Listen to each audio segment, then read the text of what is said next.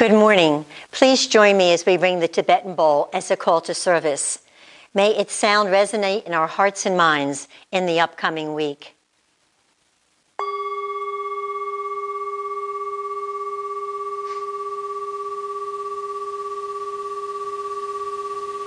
Anxiety is like a rocking chair. It gives you something to do, but it doesn't get you very far. Jodi Picoult. And Kierkegaard says, anxiety is the dizziness of freedom. Two quotes to think about as we begin today's service where we'll take a further look at anxiety. Well, welcome to you all, our members and friends and visitors to this shared service of the Unitarian Universalists of the Chester River and the Unitarian Fellowship at Easton, churches that are relevant in our lives, active in the world, and grounded in love and justice. Wherever you are on your life's path, we welcome you this morning. My name is Annie Lavin, and I am your service leader today. Special gratitude to the tech team, John Ramsey and Jim Lavin.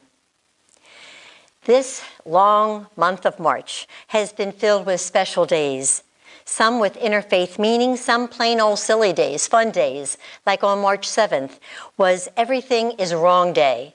Well, we missed that one. But on the 31st, this upcoming Wednesday, there is the National Unplugging Day for those of you who can do that. March has been Women's History Month. On the 7th, we remember the assassination of our UU martyr, Reverend James Reeb, shot during the Selma Montgomery March of 1965. 56 years already.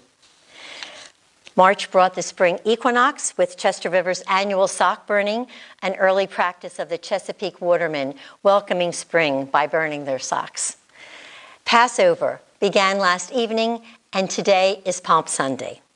Despite all this, the warmth and the longer days, for some of us, there remains vestiges of that recent winter of our discontent.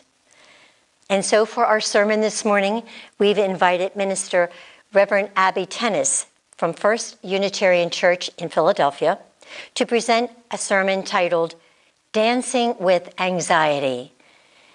She will invite us to transform our relationship to anxiety, to harness its power, and then use it as a spiritual tool in facing our fears. She quotes the poet Arthur Graham, who says, "Fill me with anxiety, O life, electrify me. Make me nervous, keep me tense, reaching out for those things just beyond my fingertips which beat with life." It's a new way of looking at anxiety, and it's a fine sermon with a sweet personal story that will touch your hearts. Our opening words this morning are read by Doug Jurius from Easton, standing in front of his magnificent cherry tree in bloom, proof positive that spring has come. And for reflections, we will go to Exodus and its deep, relevant message to Jews and non-Jews across the ages.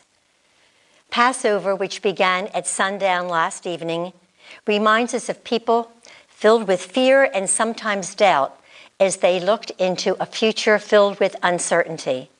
Does that sound familiar? Its meaning will hopefully reach each of us in that precise spot that we need healing as we continue on the journey. And for our young and old, we include a poem on fear, but it's short and it's funny and it has the wisdom of a child. We are indeed resilient souls, and may today's service remind us of this in every way. So let us begin. As we light the chalice, we renew our connection and commitment to our UU faith and each other.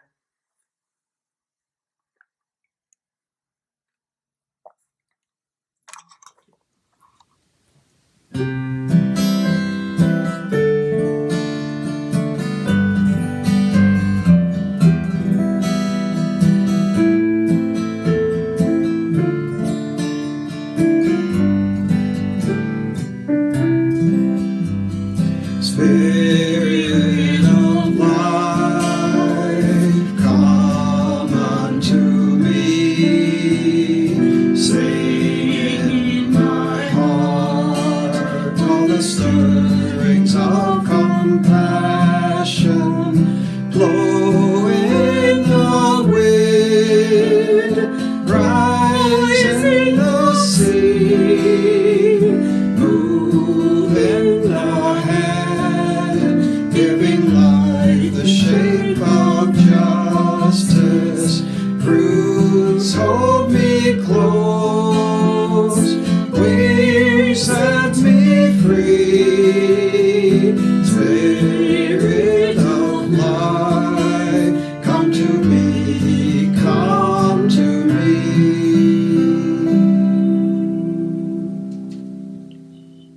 Opening words, Walking by Morning by Reverend Victoria Stafford.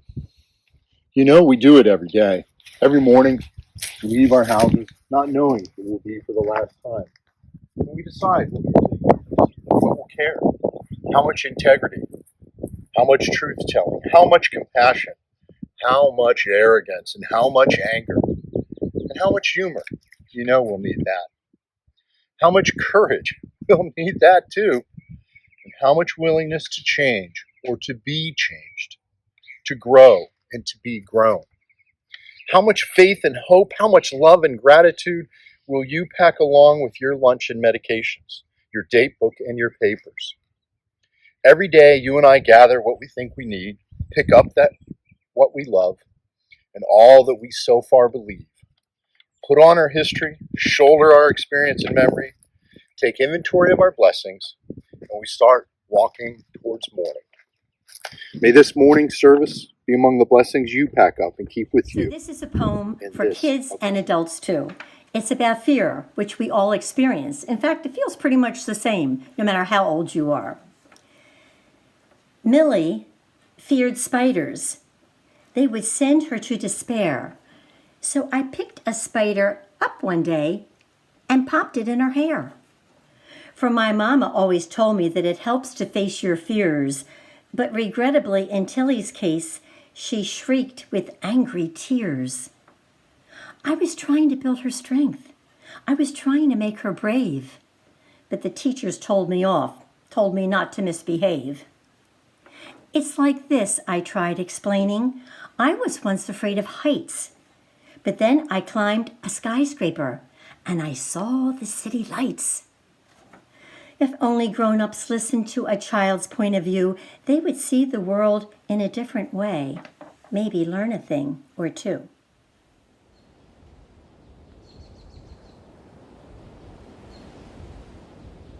One, two, three, four. When the night has come and the land is dark and the moon is the only light we'll see.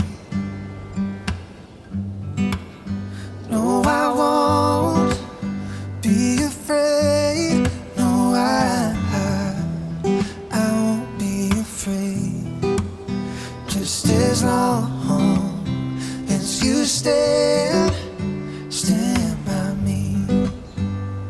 So darling, darling, stand by me. Oh, won't you stand by me? Just as long as you stand by me. If the sky that we look upon should tumble and fall, and the mountains should crumble to the sea, I won't cry, I won't cry. No, I won't shed a tear. Just as long as you stand by me.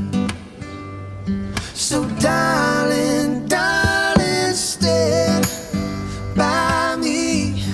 Oh, won't you stand by me? Just as long as you stand by me.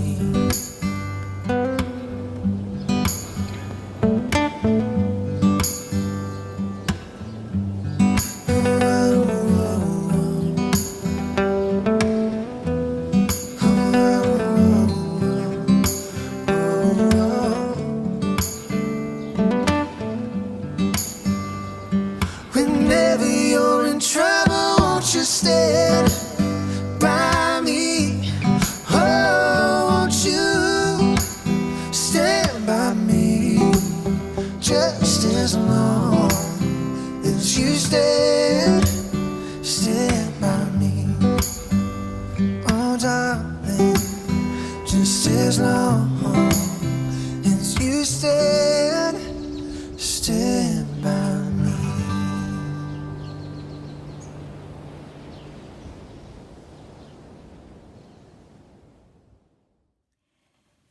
Let us join together for a time of reflection.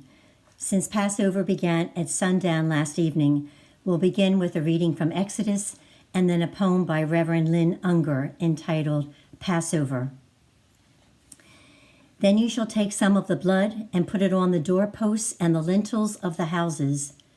And when I see the blood, I shall pass over you, and no plague shall fall upon you or destroy you when I smite the land of Egypt. Exodus 12, 7 and 13. They thought they were safe that spring night when they daubed the doorways with sacrificial blood. To be sure, the angel of death passed them over. But for what? 40 years in the desert without a home, without a bed, following new laws to an unknown land. Easier to have died in Egypt or stayed there a slave, pretending there was safety in the old familiar. But the promise from those first naked days in the garden is that there is no safety, ever, anywhere. Only the terrible blessing of the journey. You and I were born through a doorway marked in blood. We are, all of us, passed over, brushed in the night by those terrible, awesome wings. Ask that fierce presence whose imagination you hold. God did not promise that we shall live, but that we might at last glimpse the stars brilliant in the desert sky. Let us take a moment to reflect on the message from Exodus, that each of us has been brushed by those awesome wings and passed over as we set out into the unknown and carry with us the blessing of the journey. Acknowledgements of the heart is when we light a candle for our joy or concerns. If you have a joy or a concern that you would like us to light a candle for during the service, just notify Reverend Sue or the office. The candles that I have lighted this morning, the first one is for the ongoing presence of COVID in our lives. Those who are suffering, those who have passed, those who take care of us, and for each of us as we care for the other.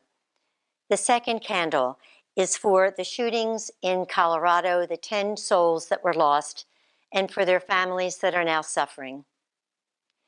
The third candle is for the protection of our voting rights in all of the 50 states.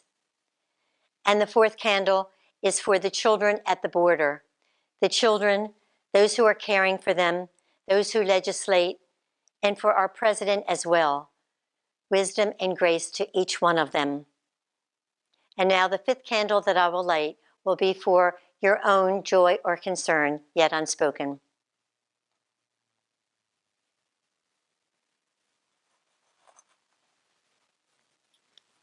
Let us have a moment of reflection.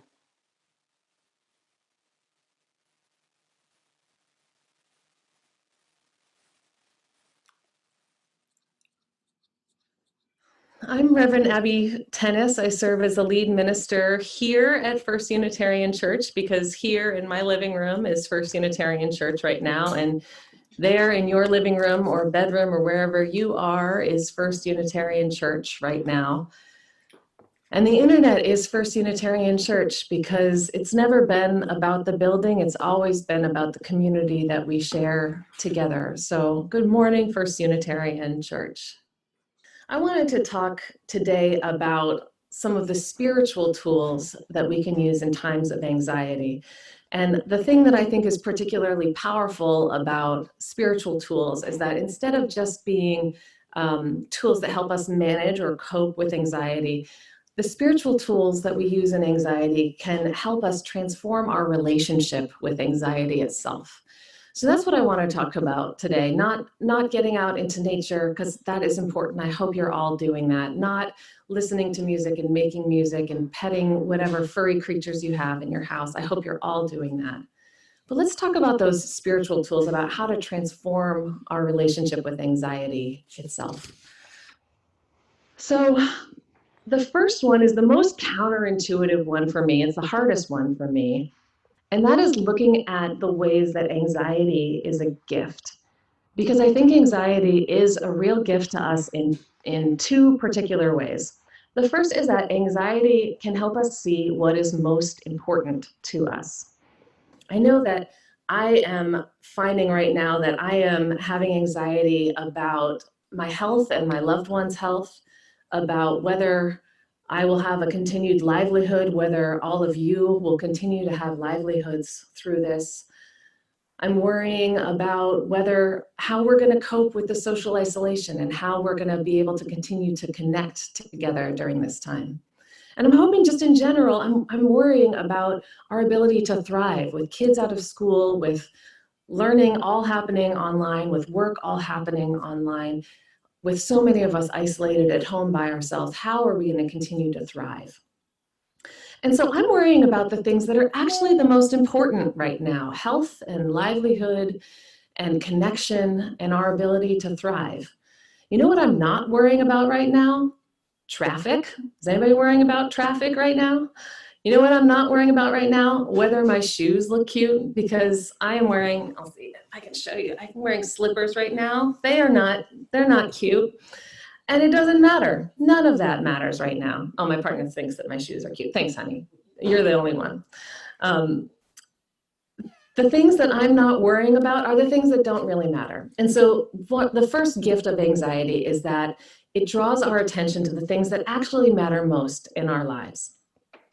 The second gift of anxiety is that it gives us energy. And so I want to read a poem to you that came from a 1961 meditation manual from our Unitarian Universalist Association that's called Parts and Proportions. It's written by UU minister Arthur Graham. And here's the poem. Fill me with anxiety, O life.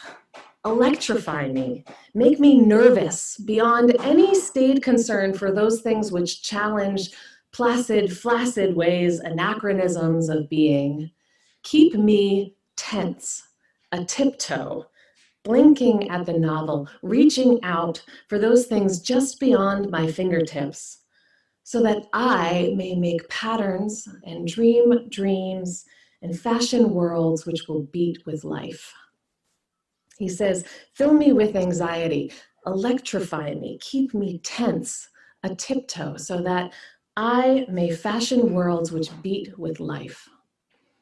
I don't know about you, but right now when I'm spending a lot of time sitting at my computer, too much time reading the news, sometimes it's just my anxiety getting high enough that actually makes me shut down my laptop and start moving around the house, start getting outside and into nature. The energy of anxiety can help us break out of ruts like that. Sometimes when I feel super isolated, when I feel alone and sinking into despair, it's anxiety that gets me to actually call my best friend on the phone or my mom and just reach out for connection. So sometimes the energy of anxiety, I don't like it when it keeps me up at night, but I do like that it somehow can yank me out of my ruts, pull me out of the sinking into despair. So this is the first spiritual tool, is connecting with our anxiety as a way of helping us to see what actually matters, what is actually most important in our lives, and helping us be energized to get out of our ruts, to get out of the ways that we sink into despair in horrible times like this. That is our first spiritual tool today for how to transform your relationship with anxiety. The second tool comes from the Buddhist tradition, and I have heard this in a talk from the nun Pema Chodron, who comes from the Tibetan tradition, in a talk that she gave called Unconditional Confidence. She talks about anxiety as waves in the ocean. And so I want to just invite you to take a moment to think about wading into the ocean, looking back at the shore. Think about what it's like to be maybe waist deep in the ocean, maybe chest deep in the ocean. And when it's a windy day, sometimes a wave will come up from behind you and knock you over, right?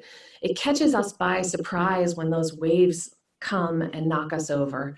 And we find ourselves gasping and afraid and being dragged back by the undertow, mouths filled with salt, nose filled with sand, hair plastered over our face. That's what anxiety can do to us when we don't expect it and when we think it's not going to come to us. And what Pema Chodron talks about is instead of facing the shore and allowing ourselves to be knocked over repeatedly by these waves that we can't anticipate, she talks about turning to face the waves, turning to look at the ocean. Because when you face the waves, you can see that big wave that is coming towards you. You can see the one that is likely to knock you over, and you can brace yourself so that you are in a stronger stance. And you can take a deep breath so that if water crosses over your mouth, you'll be able to breathe underwater. And sometimes when those waves are really big, you can sometimes just lift yourself up, jump up into the wave and float with it until it passes. So when we face the waves, when we see them coming, we have the ability to withstand their magnitude better. And the other thing that happens when we face the waves is that we actually see the nature of the ocean, which is that there are more waves coming, and they're going to keep coming. The ocean will never stop bringing waves to the beach as long as there's a moon, as long as there are tides. And though we are in a time of a huge storm of anxiety, of giant waves that are crashing down on all of us, what's true is that those waves are going to keep coming. Even when the magnitude of this storm calms down, there will still be waves that come towards us. And somehow for me, when I turn and face the waves, they seem smaller, they seem more manageable, they seem less like a threat and more like the nature of existence. And so that's the second tool that comes from facing the waves, is both being able to see the big ones when they come, brace yourself, breathe deeply, and sometimes jump up into it and ride the wave, but also see the nature of the ocean, the nature of life, which is that waves are going to keep coming throughout our lives. And it's part of our way of being. So that's a second spiritual tool that can help us transform our relationship to anxiety, is just turning to face the waves, because we know we can't get out of the ocean. The third tool that I want to talk about today is one that I discovered in my own life.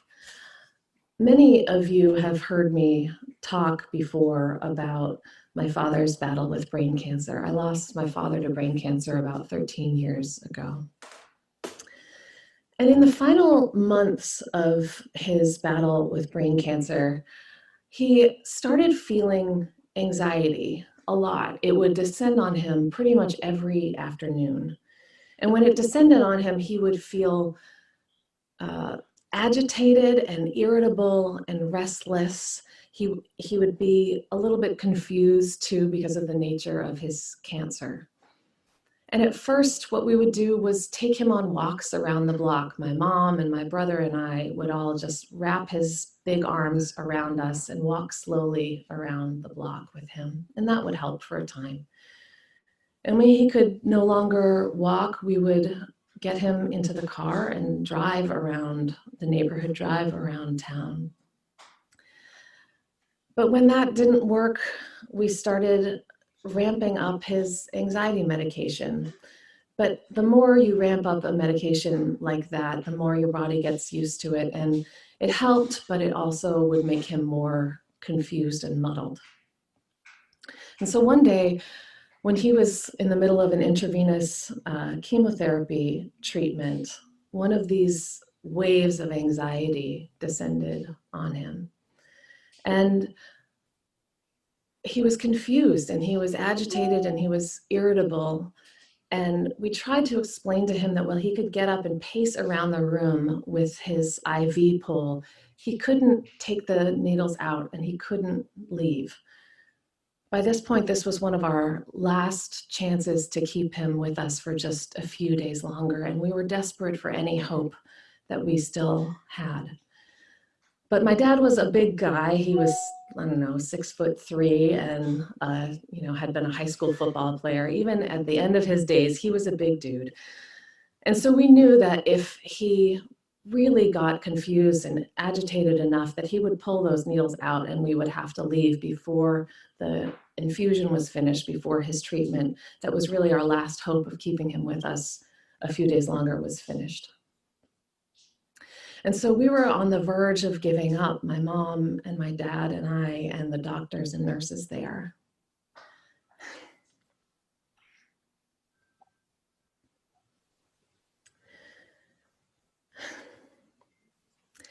But then music came on that hospital, those hospital TVs, music came on that station. And I asked my dad to dance. And he came and he put his arms around me, and I put my arms around him. And my dad and I and his IV pole slow danced through the rest of his infusion to whatever music was playing on the hospital radio. And I felt the anxiety melt away from him as we held each other and as we moved to that music. And so this is the third tool of how to deal with anxiety, my friends, is put your arms around it. Love it, like you would a scared child or a confused elder. Hold on to your anxiety like the friend it is trying to be in your life, and allow its force to melt away so that you can see it for what it really is, which is something that it's desperately crying out to tell you this is what is most important. So that is the third tool I want to share with you this morning. We are in times of a huge storm of anxiety. It is huge. And we are all dealing with it. It is no longer just those with anxiety disorders and those with scattered anxiety here and there. We are all in it together. And so, my friends, my prayer today is that you find a way to transform your relationship to anxiety in these times. May the gifts of your anxiety remind you what is most important in life. May it give you the energy to pull yourself out of whatever rut you are in, pull yourself out of whatever despair you are feeling, and start moving around, start getting out into the sunshine. Start picking up the phone and calling someone who can just listen to you and tell you that you're not alone. May the gifts of your anxiety come clear to you. And when those waves of anxiety begin to crash over you and knock you down, may we all turn and face the waves so that we can brace and breathe and float through the rhythms of the anxiety. May we see that all of the nature of life is that there will be these waves so that we can be better prepared to withstand them. And when anxiety threatens to kill all of the hope in your life, may you invite that anxiety to dance. My friends, may we always, always respond to our anxiety with love, love of ourselves, love of those we share our lives with, love of everyone in the world in this same place right now. May it be so, and amen.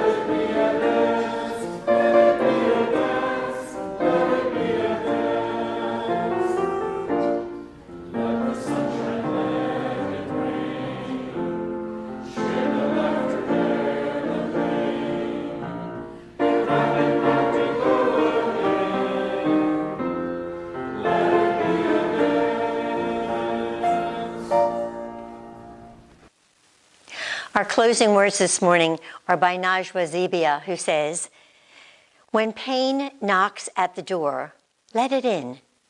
If you don't, it will knock harder and harder. Its voice will become louder and louder, so let it in. Spend some time with it, understand it, and then walk it to the door and tell it to leave, because it's time for you to welcome happiness." We will now extinguish the chalice. We extinguish this flame, but not the light of truth, the warmth of community, or the fire of commitment. These we carry in our hearts until we meet again. Philip will play the benediction, and then we will hear from the group playing for change as they send us on our way with "Don't worry, be happy." May that be so. Blessings to you all, and have a wonderful week.